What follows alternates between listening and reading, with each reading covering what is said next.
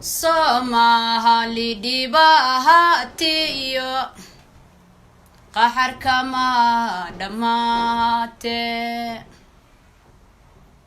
wiil waa la dhalaya wiil waa la dilaya an qaraxyada muqdisho South Africa nagawracda أمبان وذا دحاينا